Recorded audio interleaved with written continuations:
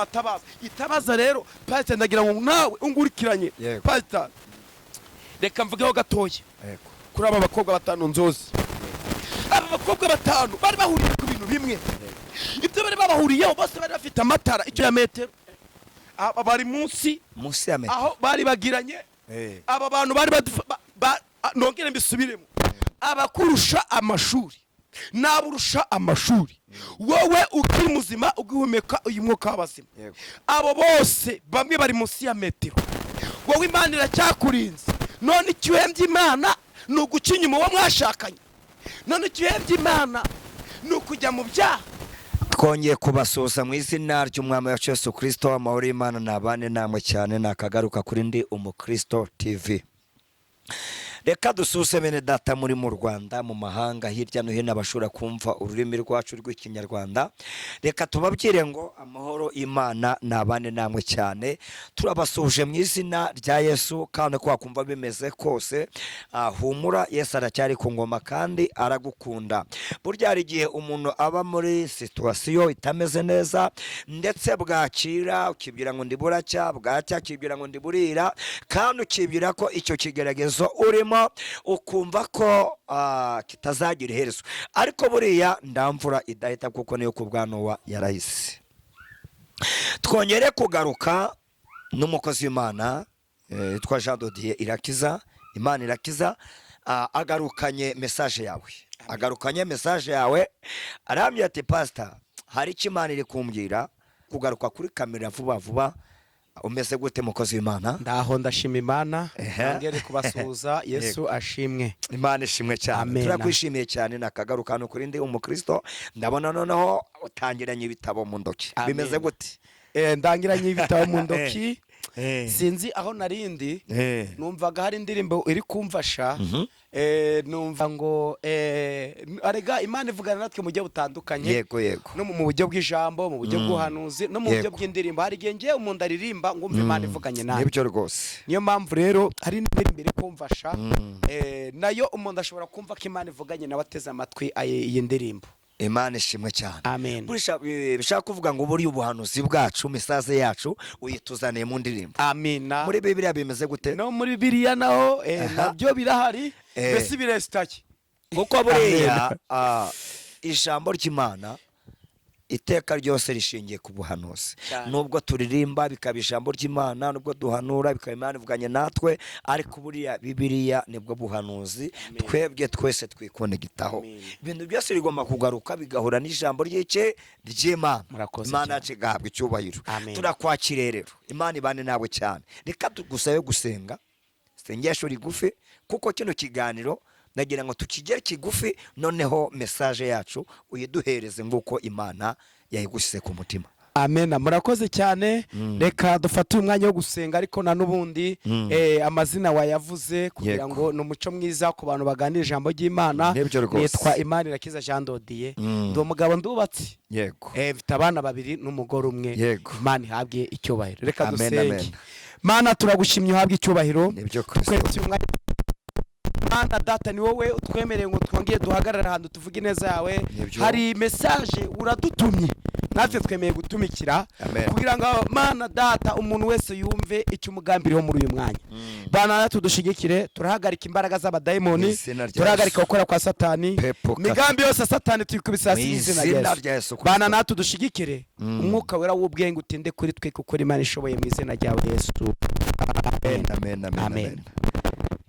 Turakwakiriye karibu ukomeze. Yego murakoze cyane nubundi nguko nabivuze hari indirimbo y'108 numva iri kumfasha cyane. Reka nyiririmbe ntabwo ndayitindaho cyane ariko reka nyiririmbe kugira ngo umuntu wese ngurikiranye yumve icyo Imana ivuganye natwe muri uyu mwanya. Amen. Reka turirimbe. Ngende umukristo nzahora ndiwe mu bintu byose ngeze no gupfa.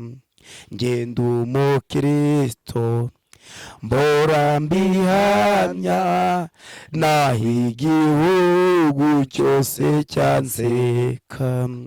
Ngende umukristo wo mu mutima kuko ubu nzigaye nkunda Kristo, icyatumye apfa yazize njyewe, nabuzwa n'iki kujya mu rugo, icyatumye apfa yazize njyewe, nabuzwa n'iki kujya mukunda.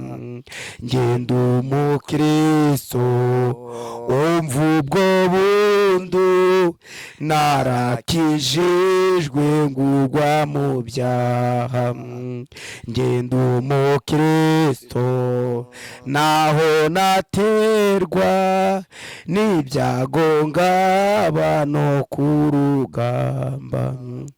Ngenda umukristo ndumutabazi, mu ndambara ndasana n'ibyaha mfite umugaba.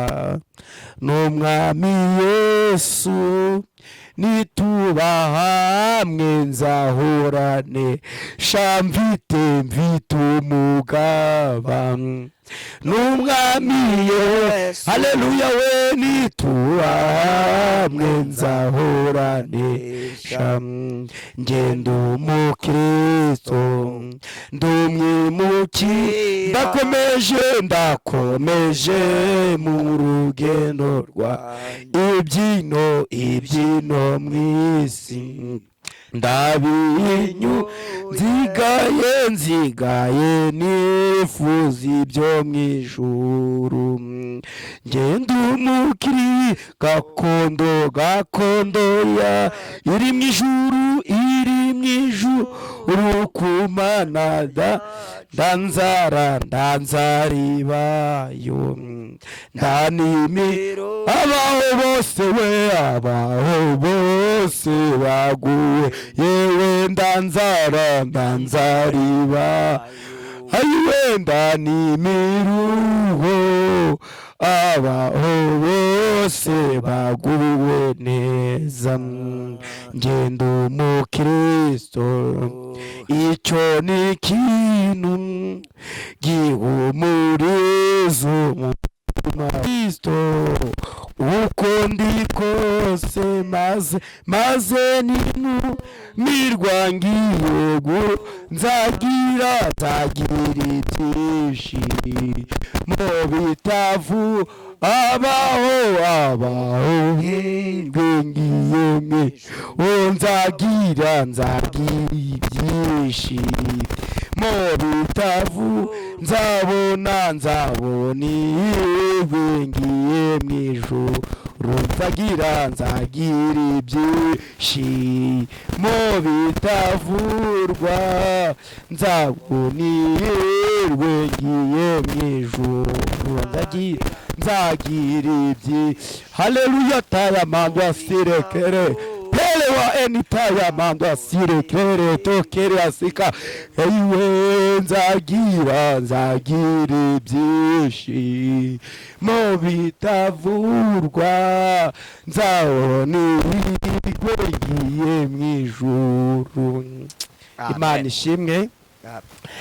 Pastor, iyi ndirimbo rero imaze iminsi mfasha cyane, numva bimfasha cyane, numva njaka kuririmba uyu muririmbyi, ndanezewe rero. Imana ishimwe. Ariko uyu muririmbyi we yakomeje guhamya ko ari umukristo, akomeza guhamya rwanda nubwo ibyago byabaho, ariko akomeza guhamya ko ari umukristo. Bavuga nubwo ubukene bwabaho, buriya pastor, hari ahantu turi kurebera abantu ubukristo bwabo. Hari igihe ubona umuntu uko wari umuzimu saa sita, ugasanga saa saba ntabwo ari ko wari umuzi, ukibaza ngo ese uyu ni umukristo? Uyu mwanya ijambo rinzanye cyangwa se iby'Imana yandimye uyu munsi? Ibyo kubwira abantu ngo turi umukristo igihe cyose. Abantu bakwandika umukristo, abantu bakwemera batakwemera umukristo. Ufite etaya mando style gere tokere asika, ufite ibintu ndani byo waba ufite ubu umukristo. Hari abantu b'abakristo bafite ibintu, ibintu byamara kugenda ndibabwire ko abakirisitu bagahita bishora mu ingeso z'ubusambanyi. Hari abantu baba bakirisitu akaba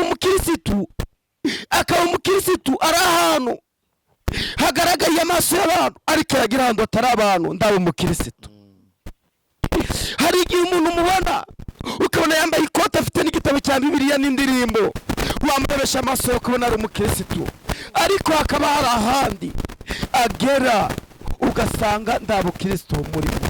Uyu muririmbyi rero yarakoze, yaravuze ngo ngende umukirisitu ngo naho igihugu cyose cyanseka, naho abantu banyanga, naho insengero zafungwa, naho insengero zaba zifunguye zidafunguye, ati njye nzakomeza kuba umukirisitu. Haleluya. Emitaye amande asirengere. None insengero zarafunzwe, tubona abantu bihakanye ubukirisitu, ariko uyu muririmbyi yaravuze ngo nzakomeza kuba umukirisitu.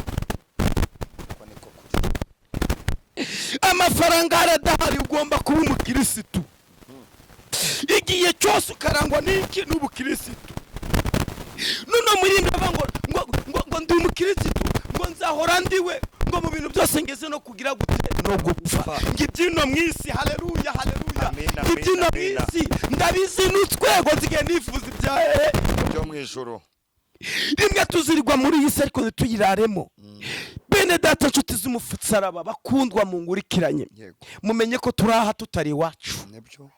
Turaha tutari iwacu, turi abagenzi dukomeje urugendo. Ubundi iyo urebye ukabona umuntu yari jute ukabona arapfuye, wowe usigara utekereje iki? Iyo urebye ukabona abantu mwabanaga mwakundanaga ukabona abo baratambutse, wowe urasigaye, wowe utekereza iki? Ngiye iyo mbonye ahantu urupfu, ngabona ahantu urupfu, ngabona uwo twari kumwe aratambutse aragiye, bindera imbaraga zo kongera gutekereza ku bukirisitu. Kuko nyuma y'ubuzima hari ubundi buzima, nyuma yo kuba turiho hari ubundi buzima. Ubwo buzima buzabamo umuntu wabaye umukirisitu. Mukobwa mwifurije kuba umukirisitu, mubyeyi, mugabo, musore, kwitwa umukirisitu si ukuri pasiteri, kwitwa umukirisitu si ukuri revera. Uvuga butumwa bwawe maso, mu guhanura kwawe maso. Twagiye tubona abantu benshi batugana baduhamagara batubwira ngo runaka aransengeye, mubona mu bunyaga mugambo nari umuntu w'umukozi w'Imana, ariko birangira ari kumbwira ibintu bidahesheje Imana icyubahiro. Hari abantu benshi barabahanuzi barabavuga butumwa bagiye bakoresha abo bahanuriye, abo bagiye bakabakoresha ibyaha. Uwo nawe ndabwo ari maso, ndagari maso.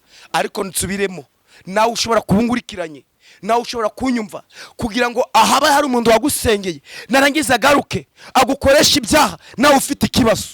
Kubera impamvu ni iyi, nawe ari ijambo ritubwira ngo buri muntu wese azirikana uko yahamagawe. Nawe ugomba gufata icyemezo. Iyo niba ari iyo ashobora kuba yaje tukibwira ngo turi kumwe nawe mu murimo, ariko atari indama, uetaye amando asiregere ari kirura. Rero mube maso, mwirinde ibirura byo mwabonye ngo nabahanuzi, byo mwabonye ngo nababwiriza butumwa, naza akakubwira ibibi, umenye ngo uyu ndabwo yari indama, yari kirura. None ijambo rikukubwira ngo abantu mwengurikiranye ngo mube maso. Mube maso, ibintu byakomeye. Mube maso. Enitaye amando asiregere. Ijambo ryavuga ngo tuzamenyera ku mbuto zabo. Iyo wumva icyo nguwo muntu akazakubwira ngo ibyo bintu, ndagumubumaniye ku mbuto zawe, ndaboneye ku mbuto ze. Imana irashaka ngo mwongere mube maso. Bakitse umungurikiranye mube maso. Kuba maso ndakundi usibye kwirinda ibyaha. Etaya mando asiregere tokera sika. Igihe umaze urakize ariko icyo usigaje ndacyose. Enitaye amando asiregere. Hari abandi benshi cyane, abamwe abakurusha amashuri, aburusha amashuri, abo bose bari munsi ya metero, ahabo hari bagiranye. Wowe usigaye uyu mwanya uguhembe ku mwuka w'abazima. Imana yongeye kukubwira ngo bamaso, bamaso. Bari munsi ya metero, bari munsi ya metero, aho bari bagiranye. Aba bantu bari nongere mbisubiremo, abakurusha amashuri naburusha amashuri, wowe ukiri muzima ugihumeka uyu mwuka w'abazima. Abo bose bamwe bari munsi ya metero, wowe Imana iracyakurinze. None icyuhembye Imana ni uguca inyuma uwo mwashakanye. None icyuhembye Imana ni ukujya mu byaha utayishimiye ko yakurinze. Hari umuririmbyi uririmba ngo niki watanze mwana wa Adamu cyatumye urindwa igeze aha menya ko ari ubu nduwagiriwe nkaho nawe ugishimiwe. noneho kugira ishimira Imana ngo Mana warandinze, Imana iguhaye akazi ahubwo bw'amafaranga Imana iguhaye nibwo ubonyemo ko kujya guteretesha indaya zo mu kabari, nibwo ubonyemo kujya kwirirwa wiruka ku bagore b'abandi, nibwo ubonye umwanya wo kwirirwa mugore wiruka ku bagabo b'abandi. oya bamaso, kubera ko igihe kirageze. Imana ije guhemba no guhana, Imana ije kugorera wese ibihwanye n'ibyo yakoze. none reba genzura wisuzume, nari ngusabye bishobora kuba nawe hari inzira mbi wari urimo ariko ukaba utabizi, ongera uhindura icyerekezo aho wari uhagaze, utera intambwe uvuye ngo nanjye ngiye muri batanu b'abanyabwenge.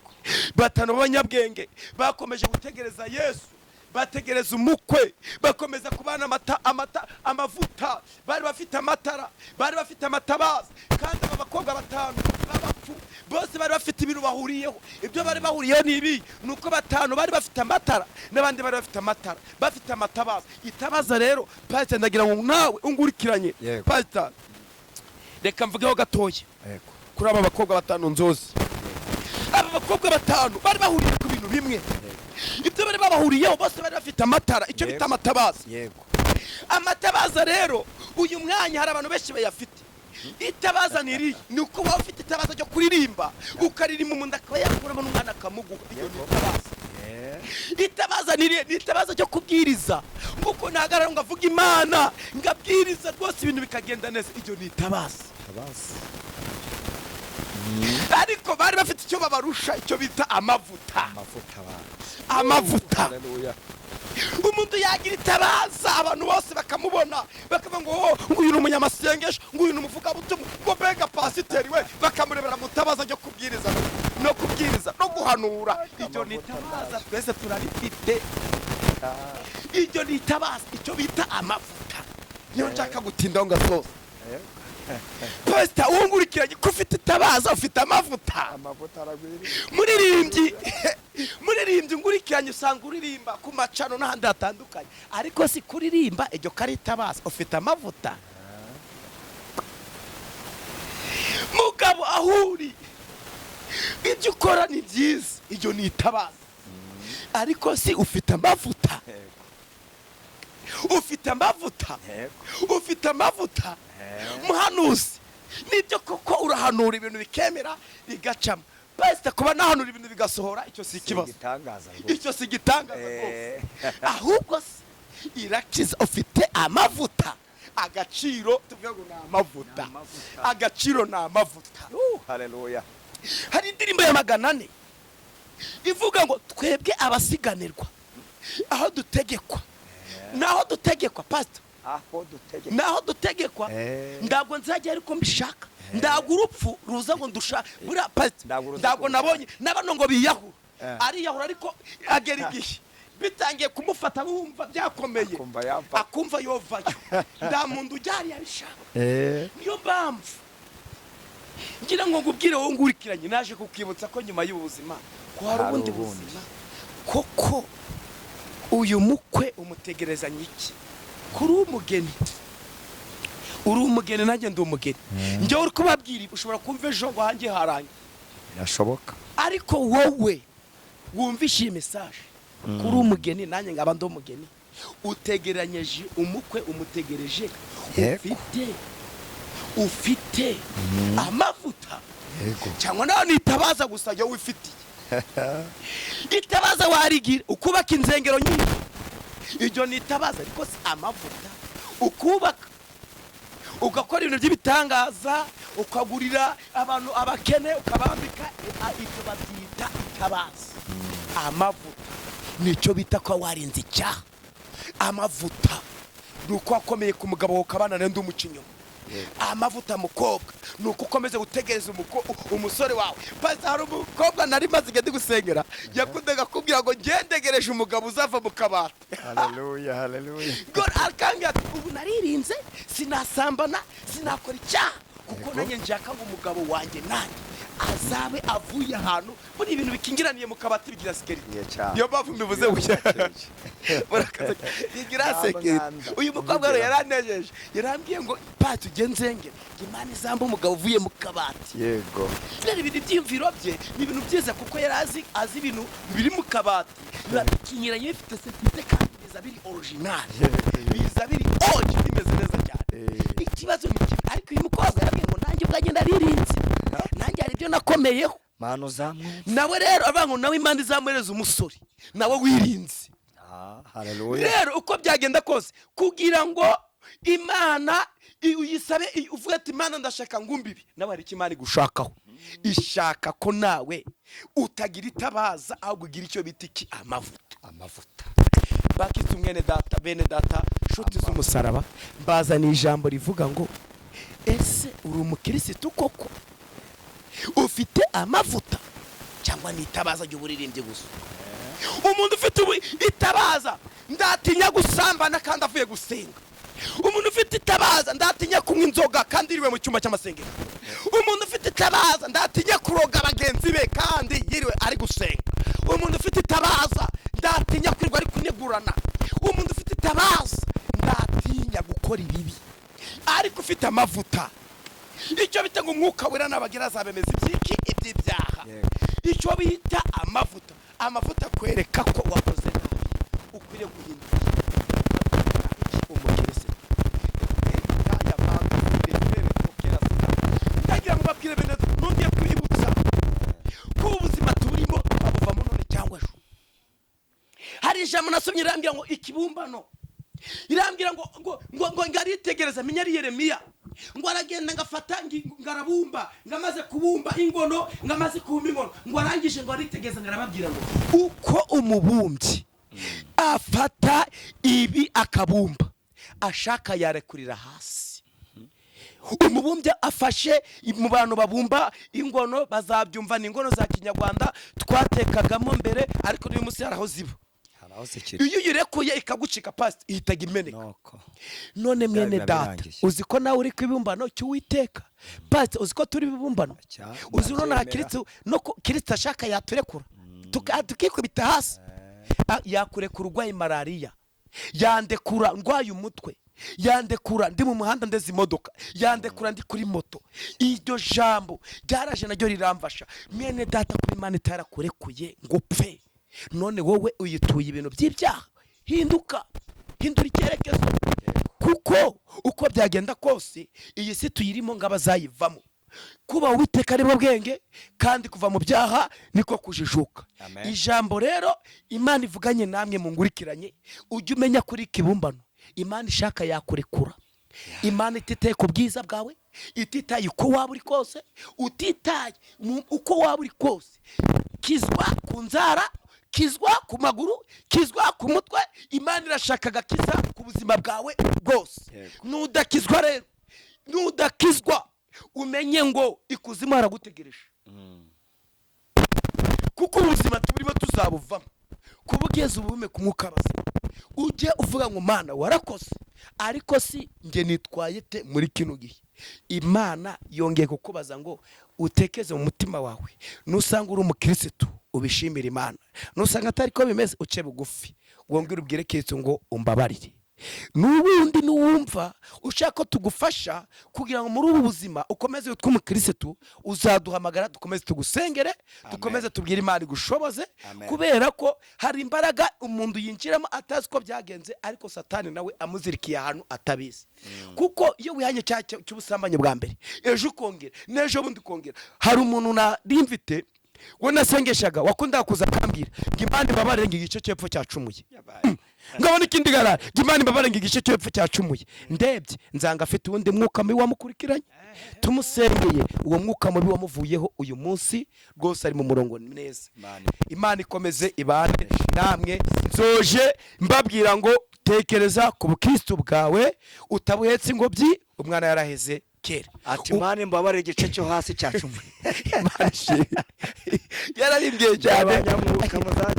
cyane ngeze igihe nanjye numva ndarambiwe cyakora ntabwo amubaje ibintu yashakaga kuvuga igice cy'epfo cyane. Murakoze cyane, urakoze cyane. nyine pastor, hari igihe uhura n'abantu, hari igihe uhura n'umuntu akazana ibintu by'ubwenge mu kwihana kubera ko haba hari abantu aho akaba yumva adashaka ko babivuga, ariko umuntu ushaka gukizwa by'ukuri arihana katura, kuko iyo watubikoresha satani isoni ndari kubisubiramo kuba bane ko nihanye icyaha cy'ubusambanyi, ngihana icyaha cyo kunywa inzoga, ngihana ibi byaha bibi bimeze gutya, none nimbisubiramo ahari nzongera gusubira inyuma ya pastor ngiye kwihana.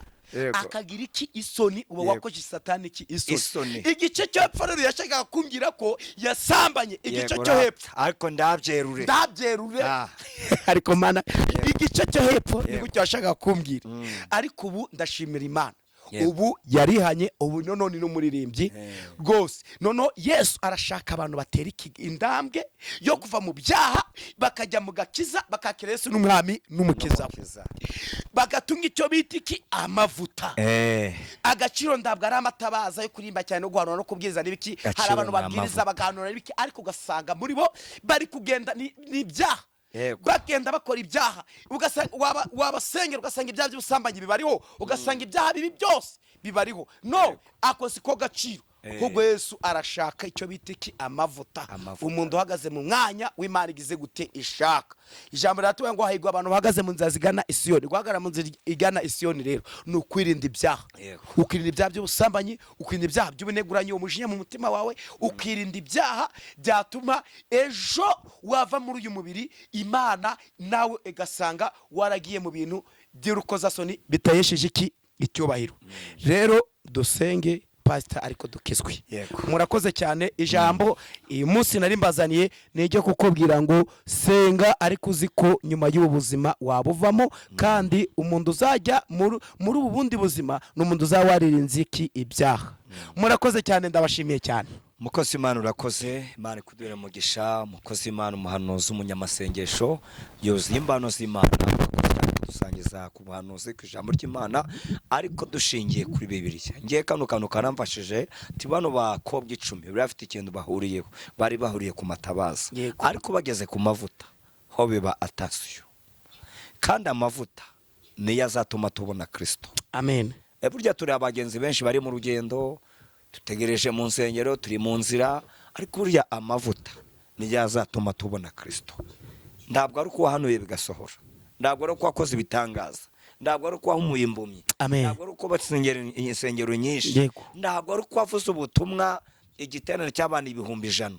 Oya, hoko ushobora kugira iryo tabaza ukamurika rwose, ariko agaciro ni amavuta. Buriya bari abakobwa bose bari basa.